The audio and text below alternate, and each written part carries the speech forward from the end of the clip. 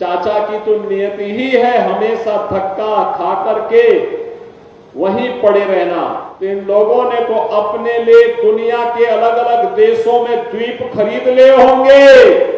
बहनों और भाइयों, पहले सामाजिक ताने बाने को इन्होंने छिन्न भिन्न किया,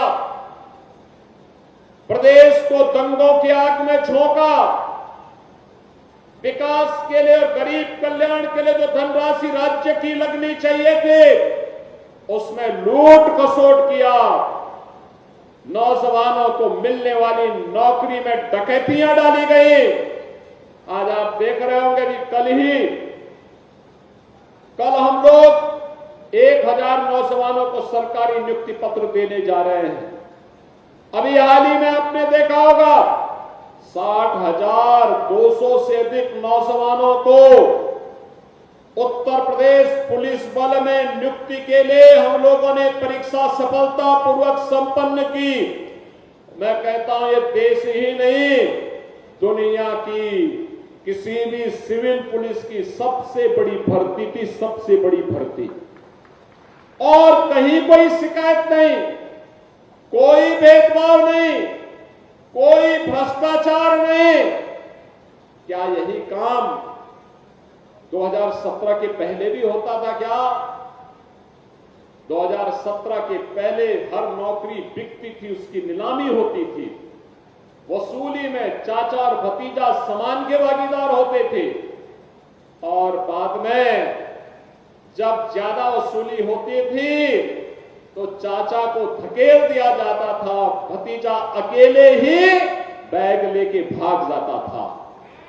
यही दृश्य पूरे प्रदेश का हुआ करता था। विकास के नाम पर भी यही लूट खसोट मची हुई थी, यही लूट पूरे प्रदेश में बची हुई थी। बहनों और भाइयों, इनको मैनपुरी की चिंता नहीं थी, इनको इटावा की चिंता नहीं थी, इनको स्वयं की चिंता थी। इनको प्रदेश की चिंता नहीं थी, क्योंकि इनको स्वयं की चिंता थी। और इसीलिए जब उनको लगा कि अब उत्तर प्रदेश सुरक्षित नहीं रहा, तो इन लोगों ने तो अपने लिए दुनिया के अलग अलग देशों में द्वीप खरीद लिए होंगे। लेकिन बहनों और भाइयों, हमें और आपको तो इसी प्रदेश में रहना है, हमें और आपको इसी प्रदेश में रहना है। चाचा की तो नियति ही है हमेशा धक्का खा करके वहीं पड़े रहना।